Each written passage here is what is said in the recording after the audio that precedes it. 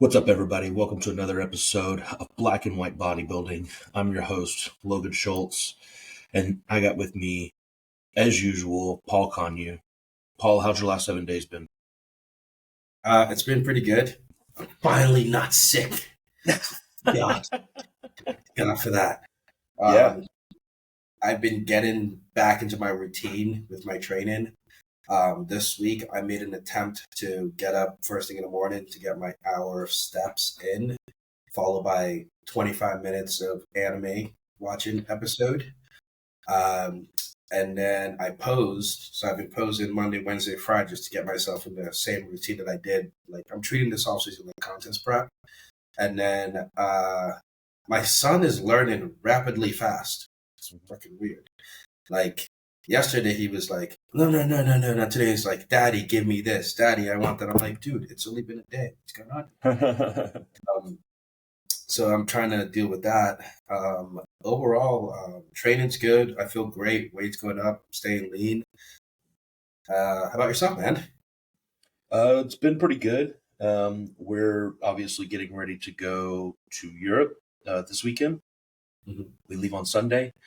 So this week is kind of just crank out as much content as I can to try to plan ahead so that my girl can continue to post while I'm gone, and it's already all set up. So the last 2 days have been a lot of talking in front of my phone. But yeah, Houston got hit with a pretty good little snowstorm.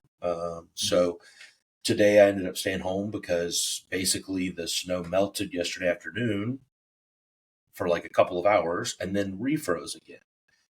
So Houston got to like 16 degrees last night, which is for here, that's obscenely cold. I'm sure where you are, it's not that bad, but It's not 16 degrees. huh? It's 35 degrees. You have 35 degrees over there? Yeah. Oof, yeah. So Louisiana got like 10 inches of snow. Jesus. Which is crazy. Yeah. So everything's been pretty good though. Steadily progressing. My weight's kind of jumping in spurts. Like up, I might be like up a pound or two one week and then up like 6 the next. But it's like I still look, pretty damn good. So I'm okay with that. It is what it is. So, but yeah, I mean, that's kind of how my last 7 days have been. Not really a ton going on other than, trying to get ready for this trip and making sure that we have enough clothes and making sure that we have whatever it is that we need to travel out of country. So yeah. Yeah. I think it's going to be pretty interesting when you're going to be in Europe. It's a little chilly in certain spots. I think where you're going, it's not that cold. No, it's about the same temperatures that it is here. Oh, okay. So we're looking at like I want to say between 30 and 60 degrees the entire time we're there. No, it's not too bad. No. It's pretty cool. But in here, they call it Celsius. Excuse me. Well, I'll look at it in Fahrenheit and whatever. I'll just Google convert it to Fahrenheit. Yeah. Celsius don't make no sense to me. My weather app shows Fahrenheit. I see no Celsius. No, man, not at all. But yeah, man. That's good. Everything's going pretty well. I think you made a comment one of those posts about one of those like GLPs. Yeah. And you wanted to talk a little bit about that. I would say I'm not like very well versed, but I have stumbled a bit more on them when I was in prep because I did use them during prep. I use Retratrutide. Retratrutide. Yep, it's hard to pronounce. Yeah. And it was nice. It was very interesting. Doses didn't really need to be super high, which is why I commented like on that comment because Alex Keekle was saying like, yeah, if you just like microdose it throughout the week or throughout the day, 3 to 4 times or 7 days, however you want to do it. I'm like, unless you just like needles. To be honest, you could just do it like once a week because like I did the calculation. I did milligrams, but it was supposed to be micrograms. Micrograms, yeah. But it ends up coming up to like the regular standard doses that they used at one of the trial period. Even the trial periods was like 2 grams. Sorry, it was 2 milligrams, Milligram, yeah. 5 milligrams, 6 milligrams. So like microdosing is, I think, it's okay Yeah. if you like injecting yourself frequently, but you still get the exact same benefit. Just do it one big bolus because it has a long half life. So I saw that same video and I was curious because I didn't see the injection frequency being stated. Now, I didn't go watch that podcast either, which I don't even know where I would have to I do looked some for it. digging. It's not out yet. Interesting. Okay. So I couldn't find the frequency. So it's like, okay, you're talking about taking 100 micrograms of it. How often, right? Are we taking this daily? Are we taking it every other day? Are you taking it 3 times a day? Like what are we doing here, right? Because if you're talking about even daily or every other day, I mean, you're still talking about under a milligram and under a half a milligram a week, which starting dose of it is. I looked at the double-blind studies today, and they were done at 2, 4, I think 8 and 12. Yep. And you really saw kind of a jump between 2, 4, and then 8, but not between 8 and 12. So it seemed like there kind of was like a cap on the dosing. But like, the only experience I have with it is with my wife here the past couple of weeks. We decided to kind of test it out, and we started her at 2 milligrams. We did a 2 milligram dose, and then the idea was just that we would do, back it off to 1 milligram twice a week after that, because based on what I could see, it kind of needed that initial like up. But she got really nauseous and really sick for about 24 to 36 hours with that first dose like that. Yeah, that's 2 milligrams pretty high. Yeah, and then since then, she's only been taking 500 micrograms every like 3 days. Yeah. Which is obviously much more tolerable. But I am also considering trying it in the off season, and I've spoken with Andrew about it. And appetite control? Not even appetite control, because I don't have a problem with that. I've been watching a lot of like Chase Irons doing it, and it seems as though he's able to maintain a better level of insulin sensitivity while pushing food, because the appetite suppression portion of it can be gotten past from what I'm seeing and from my understanding, right? Obviously, as long as you're not titrating up the dosages for that appetite suppression portion, right? So yeah, so I think I'm thinking about asking Phil if I can implement that during contest prep. Again, I asked him about the coach and he was okay with it. But I think there's a benefit towards it. I do consult calls with my previous coach every 2 weeks, just to sit down and ask him like 5 to 10 questions about like things that I don't know, just to kind of like learn a little bit more. That was actually one of the topics that was brought up yesterday when we did a consult call. And what I brought up to him was just like, I think it's very useful towards the tail end of contest prep, going into the off season, because for most people, they may have like appetite issues where they'll start eating a lot of food and it'll kind of like screw up their off season a little bit. Yeah. If let's say you're like 4 weeks out and let's say hunger is like really, really high at 4 weeks out, then you can use that. Granted, you had previous experience with it in the off season. You can use it and then have it kind of just taper off your prep. But then like after the prep is over, still be on it, because the half-life of it still takes about relatively like 4 weeks for it to fully start kicking in. You start like feeling the effect based on however the dosing protocols are. But you can run it for another 4 to 6 weeks. So that way when you're done with the contest prep, your appetite's under control. You just eat what you need to eat and nothing more. Yeah. Well, really, yeah. So I almost wished I had started it before, like at the tail end of contest prep, and used it in that reverse, because I do think that it would have changed being so food conscious, like so food driven, like it consumes all of your thoughts, right? Yeah. And so it makes it kind of difficult at times. So I do actually think that there's a huge benefit there as well. Oh crap! I'm just also interested in the application for um, it helping putting on tissue while we're shoveling down food, right? Because if we can maintain better insulin sensitivity, right? Because from what I'm seeing and what I've heard is that the Retta doesn't have nearly as big of an impact on gastric emptying as the Sema does. Yeah. And I know this the Yeah. Sema is pretty harsh on gastric emptying. And my wife hasn't had any issues with that, right? And she's used Sema before. So, and I don't have issues. So, like, generally speaking, when it comes to digestion, if I have digestive issues, my issues are the opposite.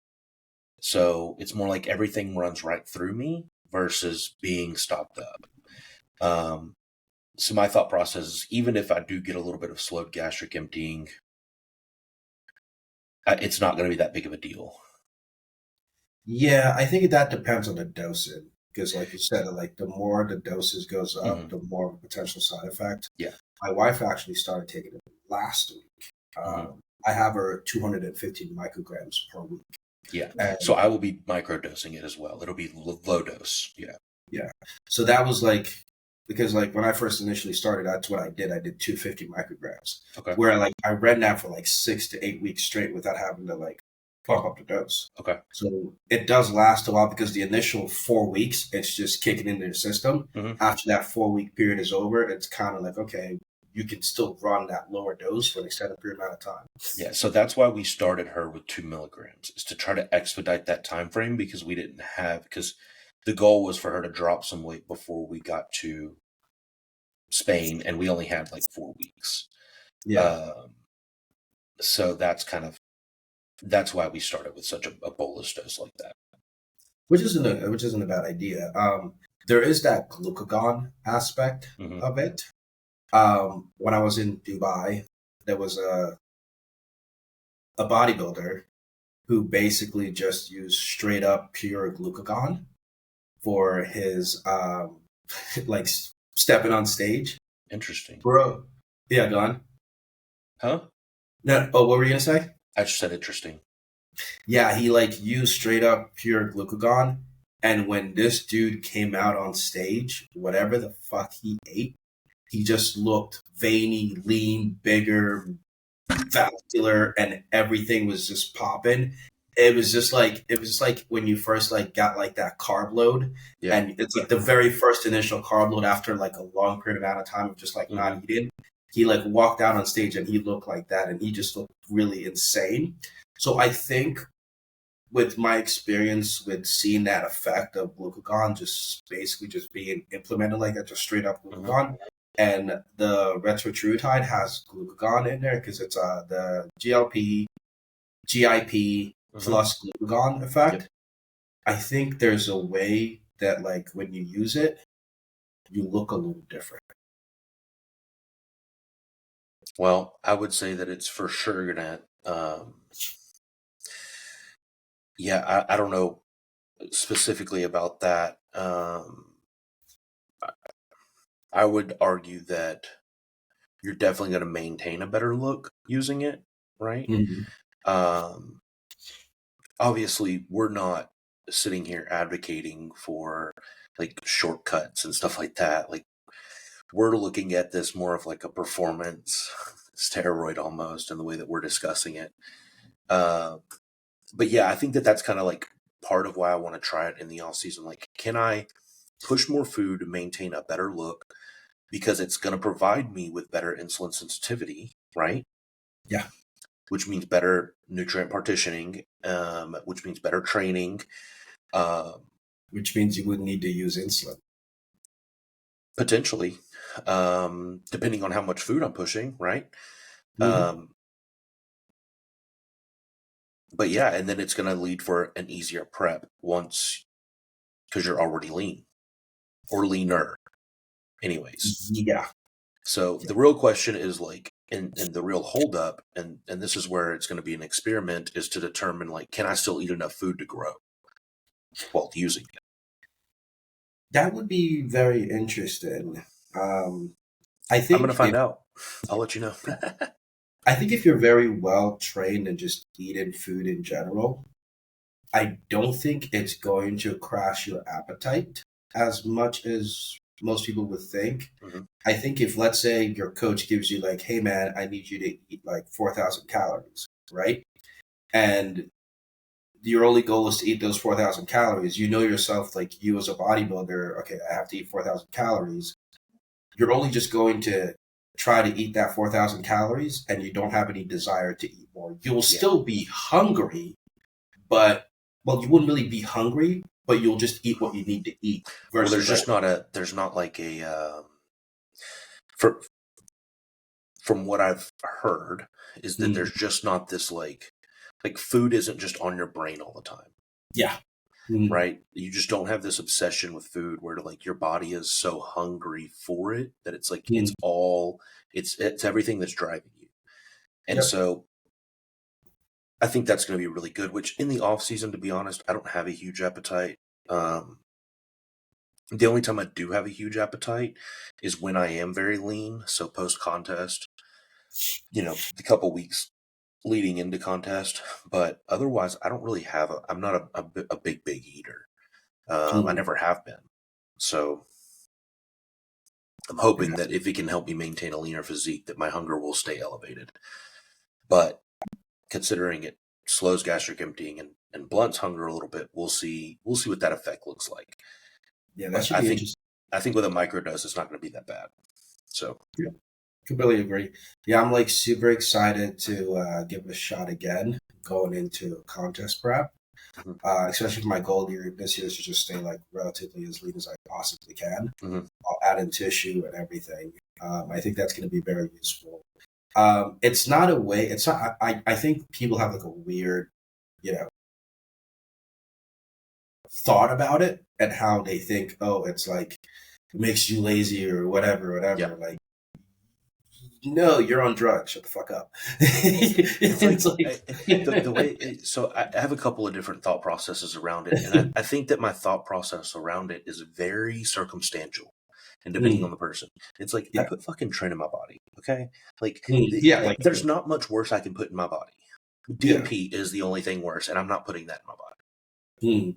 I think what it is just a macho lifestyle that bodybuilding has Yeah, kind of. the hardcore, like, Yeah, it's like you gotta suffer, Mo. You gotta suffer more, man. You gotta like diet harder. You gotta do all this. Like that's cool. You can still do all that, but now you're just doing a much more efficient way. yeah. I, I feel like that's a very old school like thing, and I think that there's a newer age that's coming around to, like, there's a better way to do this, and it doesn't always mean suffering and dying every day, right? Sometimes it does. Sometimes Yeah, you fully in will have it. training. Yeah, there's going to be times where it hurts and it sucks, right? But, Mm. like, it doesn't have to be as bad as what I think that some people make it out to be. Yeah, and that's just that as a whole is just what bodybuilding is breed into people. Like I know like the sport is supposed to be like super hardcore and everything. It's only like that because people create this false bravado that it needs to be like that because they look at other people that they treat it like that. And Hmm. it's kind of exacerbated a little bit on social media because there's like all these guys like kind of like shit talking each other like, oh, I'm gonna be the best guy. I'm no off days. I eat everything. Like I eat my meals. I've known bodybuilders who say that they don't ever cheat on their diet and they cheat on their diet, and I'm just like, that's cool that you're trying to like put that out there to be like you're Yeah. perfect, but dude, no, you suck. You're not perfect. So just, I think people just need to be a little bit more open towards the sport, but not like so open, but just open enough to let people understand that like certain things that we've been taught in the past are not really like that Hmm. anymore. Because there's so many, just so much information out there that you Yeah. can't be ignorant to them. It's just, Yeah. it's ridiculous. You We just just can't. know so much more today than they did back then, and so, like, back then that's what it took, because that's the information they had, right? Yeah. So today we know that we can use sodium and that we probably should use sodium, right? Like it's okay to make your food taste good. They probably shouldn't cut sodium at the night of the show and then reduce your water throughout the week to kind of look drier. Yeah. And then pop a ton of Bumex and yeah. Yeah. And diuretics. I'd like to know your thought on like, have you ever, I'm sure you've prepped clients for shows, right? Mm-hmm. What's your, how would you go on about peak week? Okay. I keep things as simple as possible. Okay. So we'll go over like my last client that I prepped his peak week. We were already pretty close to being ready. So throughout the week, oh man, it's been a little while since I put somebody on stage. I'm trying to, okay, we'll just say generally speaking, it's going to be like we're reducing inflammation, pulling back on cardio,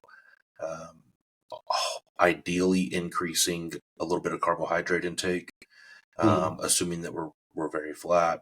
But it's very dependent upon each person, right? Like water, I might add a little bit of water like early in the week on top of what they're already doing, just for a slight tapering effect. But like most people are still going to have water. Even, I mean, you're going to have some water the day of, but it's not going to get like completely pulled. Now, my last client, he held water very, very easily. Like we had to fat load him, and when we did give him carbs, like he automatically held water. So his water was very low. And we used hydrochlorothiazide as a diuretic. I want to say he probably used 25 micrograms of that. Split up throughout the day? Throughout like Friday night and into Saturday morning. 6 micrograms of that, based on how he's looking. Yeah. With a little bit of water, kind of, depending on what he's looking like, right? And then we learned kind of the days leading up that he was holding water with the carbs, and when we gave him fat, he looked much better. So it was like, okay, well, now you're loading on avocado and beef, right? Which worked very well for him. So I try to keep it as simple as possible, man. I'm not doing anything like crazy. What would you do for next time he competes with that information? I would probably start the fat load earlier, and I wouldn't give him any carbs. Okay. May I suggest just a second option? Yeah. Like, so you know that he responds really well with fats, right? What if there was a scenario where like it's like Saturday and Sunday, something like that, Saturday and Sunday. You load him up with carbs, not too much, but just enough to give him enough energy to be functioning throughout the last few days of the contest prep. And then once those Saturdays and Sundays are done, you kind of just keep it at low fats all throughout the week, or maybe like Monday, Tuesday, let those carbs kind of just like be stored in a little bit, and then switch over to like triglyceride with the fats, like Wednesday or Thursday, Friday. That way, like the carbs from the Monday to Tuesday are already coming down. He's already looking sharper. He doesn't have any issues or anything like that. So when you bring up the fats in, he just holds his condition in going into the show because he's already loaded in. And those triglyceride are kind of just being loaded and going in, but also creating a much more sharper look because the carbs are slowly depleting throughout the week. And then that Saturday, it's kind of like, okay, cool, man. Just have a little bit of this and then just go in. Yeah. But that's a good option. I mean, you have much more experience putting guys on stage than I do. So I wouldn't say that. A lot of, well, I put 2 guys on stage. So I will say this, like generally, even if I have a plan, like the plan always, every time the plan has turned upside down. Yeah. I'm literally basing it on like, what am I looking at? Because the thing is that I didn't realize that he was responding better to fats until, honestly, until prejudging. Nice. Yeah. So like we went through prejudging, and I was like, we got crispy, okay, Mm-hmm. and he looked good on very little carbs, and I knew that he looked good on very little carbs. And too much, he got really watery pretty fast, right? So he was having higher fat, but he was still having some carbs. I told him to leave and go have the biggest ribeye that he could. I didn't want him to have any carbs because we knew we were going to be battling for um, the overall spot. Mm-hmm. And so he comes back, and we're talking 45 minutes to an hour later, and he takes off his shirt, and it's just like vascularity everywhere. He's dry, he's crispy, and I'm like, okay, now we know. Yeah, So that's pretty solid. yeah, That could also be from the increased sodium intake from the ribeye, which if you're on like a diuretic compound, it does pull the sodium out. So when you loaded that up, with a little bit of water in there, yeah, it all kind of just gets sucked up. Plus the fats were also excreting out water too. yeah. So So that's I nice. also do know that another reason that somebody could be holding water when they have carbs is because of their nerves, and so their liver is dumping glycogen, Mm, um, which is causing.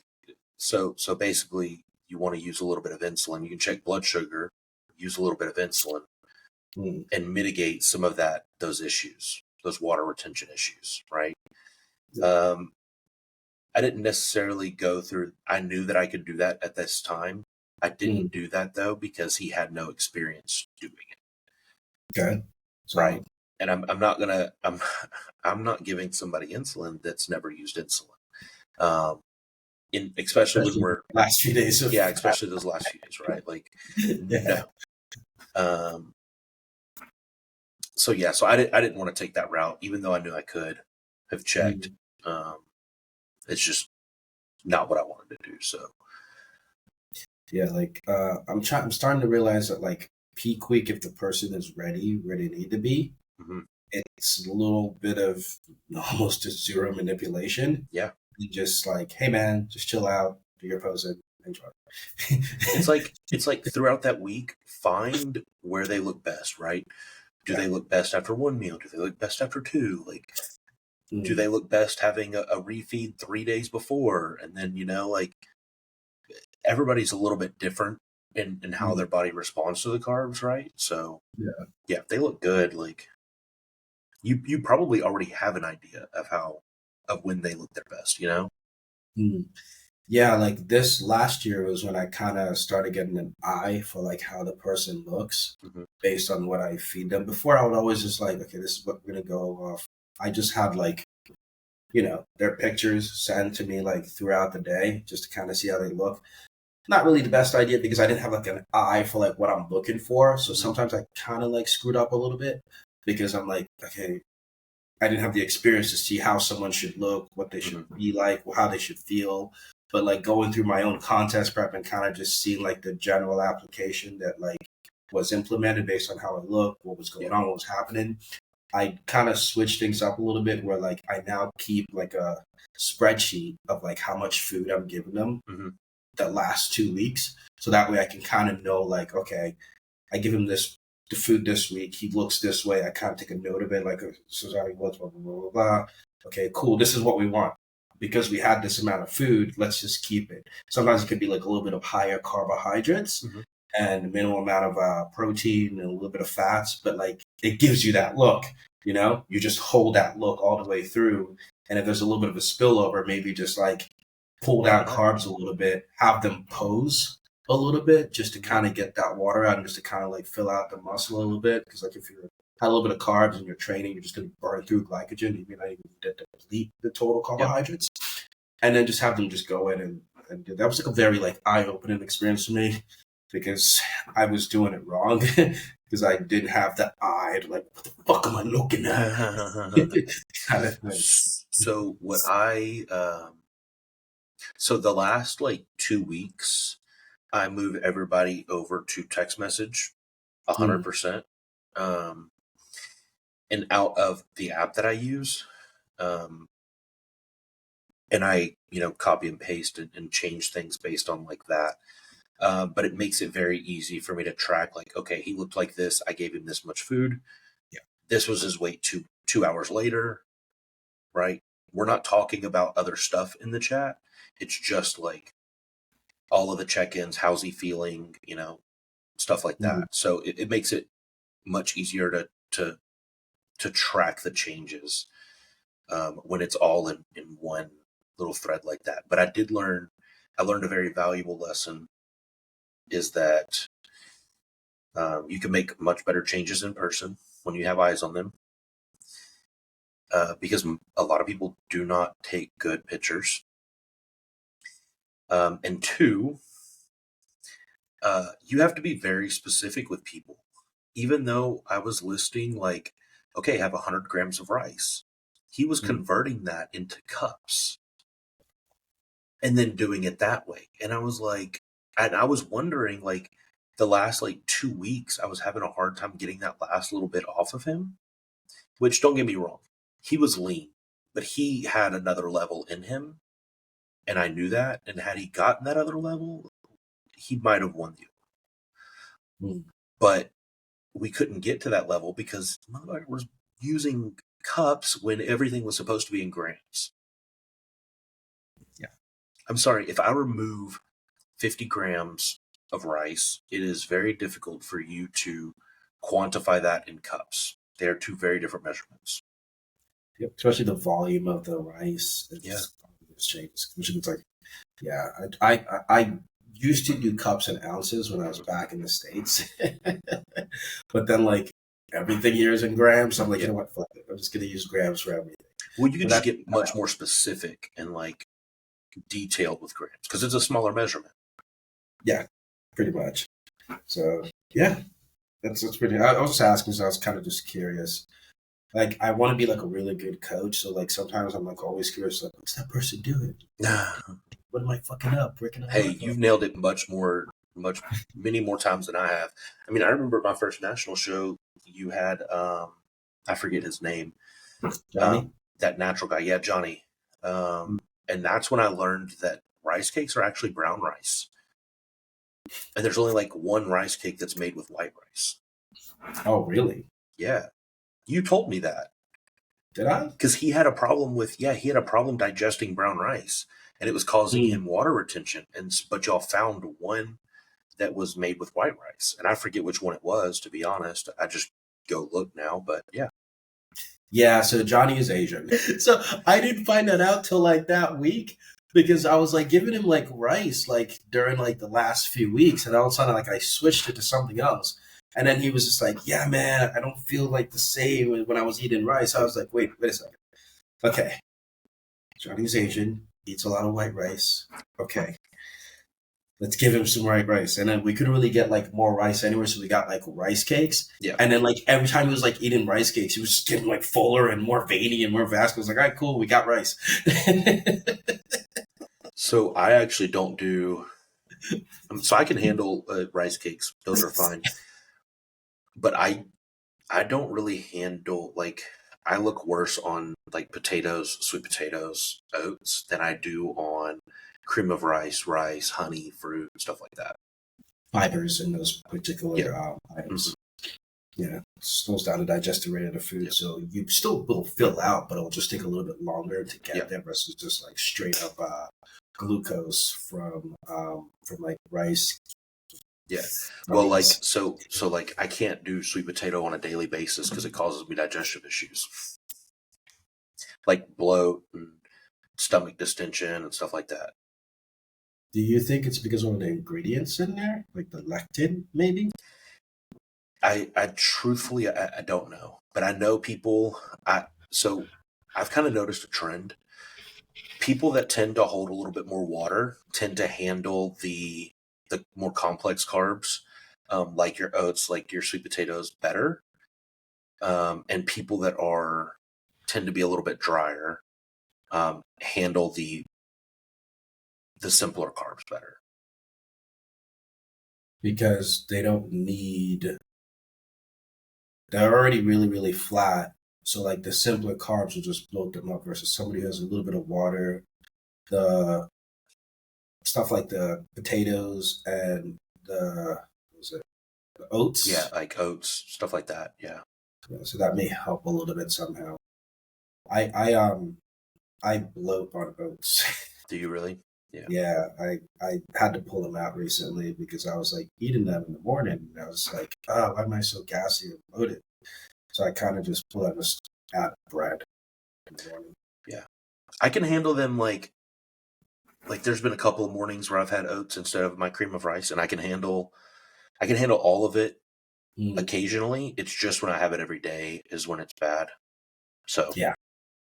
I think what happens, like, I think I was eating oats for like a good fucking 2 years straight. yeah. And because of that, it kind of just got accustomed to my gut. Yeah. And because it was the same exact same thing, same exact same, but there wasn't like any difference in the Yeah. microbiome. So that eventually ended up getting me like, Causes what an was it, issue. like, yeah. Yeah. That's one of the reasons why, like, so many years ago, I mean, I knew this, but I was like, oh, it's so fucking good.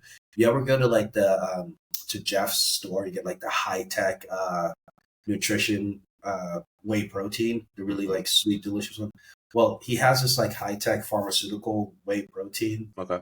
the honey flavor, Okay. and it was like really delicious. So like I was like always mixing that up with With oats. oats. Yeah, I would eat it like every single day because it's Yeah. just so good and delicious. And I think after doing that for like 2 straight years, it kind of just screwed me up. Hmm. And that's one of the reasons I knew this. I fucking knew this, but it was just so delicious. But like, I never had like a set diet where it's like eat Yep. this consistently over a long period amount of time. I've always had like a flexible macro approach Hmm. because I want to have different foods in me, not just have like eat the exact same thing over and over and over again. Like, I can do that for like the last 4 to 6 weeks of contest Hmm. prep because I have to get everything on point. But like the entire year, I'm like eating different food Yeah. sources. So a lot of times what I do is I just swap in and out like veggies and fruit. So like Mm, Andrew has 100 grams of fruit listed, right? Now, obviously 100 grams of strawberries is very different than 100 grams of bananas, right? oh yeah. But it's an average, right? Like it all averages out because I use a very large variety of fruit. And a lot of Mm, times I might have two or three different fruits mixed into that. So I might have some banana, some blueberry, some strawberry, or like some cherries, or peaches, or apples, right? Um, but yeah, I swap those in and out a lot, and then my veggies too. I kind of do mushrooms and onions like all the time because those are my favorite. Um, but and then I move around. Um, like right now, my meal one is technically one whole egg, 10 ounces of egg whites, um, 90 grams of cream of rice, and 100 grams of fruit. mm. So I basically adjusted it. I found these egg white tortillas that are delicious. And so I'm using those. So I just pulled some egg whites back. And then I'm adding in a little bit of Greek yogurt. So I pulled the egg whites back a little bit more, pulled the cream of rice back a little bit more, added a little bit more fruit. And it makes this delicious bowl of cream of rice, Greek yogurt, fruit. And then I have tacos. Pretty solid. Yeah. So it's just like I scramble up my eggs and egg whites with some veggies and put some salsa on it, and And just eat it. And it's like, it's oh, this is taco. really good. It's not Yeah, like, oh, it's just plain and boring. It's like, oh, this is exactly. really good. Right. But like in the off season, you would catch me like last year, you would have caught me scrambling the one egg. I would have ate the egg right out of the pan. I would have drank the 10 ounces of egg whites, and I probably would have substituted the cream of rice and fruit for cereal, for Mm, like Cocoa Pebbles. And that's probably what I would have done because it would have been easy, it would have been fast, and I didn't want to eat anyways. mm, So I'm trying to maintain this like where I'm cooking my egg whites actually, mm. um, and trying to maintain it a little bit better this year. I'm sorry. Yeah, you're good. Loud sound of that. I'm actually going to run to the restroom really fast. All Okay. right. Sorry, I've been eating a little bit of extra food. So I promised Barry that these last 5 to 7 days before I go on vacation that I'd be 100% on plan. So with me being 100% on plan, I'm drinking a lot more water because I'm hungry. Mm. Um, which is funny because my weight's still coming up, but I look good. So I'm in the same boat. I'm hungry right now, mhm, and I wake up in the morning, just look better, but yeah, my weight's going up. So what I'm gathering is like the more hungry you are post prep, if you manage your shit, the better you're going to be looking because like that hunger yeah, just means you're growing. yeah, because yep, yes. It's I nice. don't really know how I can expand upon that, but it's like it's that simple. And Yeah, especially because you're on anabolics. yeah. And so it's like you're already super physiological. Your body is already in a place where it wants to uptake everything you eat. So as long as you aren't eating to a Like a place where badass. you're causing inflammation and you're like I don't know about you, but right now it's very, very easy for me to consume 2, 3 thousand calories in a matter of 10 minutes with no problem. Yeah. That smile I tells know me the everything, feeling. Paul. Huh? I know the feeling. I know the feeling. Yeah. So it's like, and if I continue to eat the rest of my food that day, well, now I'm looking at a 6, 7, 8 thousand calorie day. But then the funny part is, you'll go to bed, you'll wake up, all of that is just phew, and then you're like, oh, why do I look leaner? I don't. I'll look like a water buffalo the next day, and Never my weight mind. will be up 5, 6, 7, 8 pounds, and I'm like, oh Jesus Christ! Now I got to pull back a little bit and maybe do a little bit of cardio today. Yeah, yes, different sets of genetics. Yeah, my so I could do that the first week or two, but Mm, now it's like, um, yeah, if I do that, my weight's gonna jump up a couple pounds, several pounds. gotcha. Yeah, Yeah, my weight's just been staying the same. I mean, it went up today to 213, but I know it's going to go back down um, to like 211. It's probably just going to be at 211 for a while, but I know why. I'm moving more. I'm hmm, doing my cardio. Like essentially, like when I say like I wake up every morning and get like an hour of walks, I walk for a full hour. yeah, And then after I'm done walking, I do 25 minutes of cardio, and then I walk back home because my hmm, gym's like 25 minutes away from my house where I live. So like I can take the longer way, which is like 10 minutes, but I usually fucking don't. So I walk about 25 to 30 minutes to the gym because I'm like, why not? New issues. But what I'm finding out is like if you, it's obvious, obviously, if you just move more, you'll be able to get away with not just eating more, but then you'll still stay relatively lean and tight, especially if you're on anabolics. oh yeah. Like Oh shit! Shit! Shit! my Shit! best example of that was Shit! yesterday. Good. You Um, good? I mean, you're a little fuzzy, but Ah, shit. I would assume the recording is going to be a little bit better. So, are you there? Did I lose you? I lost you.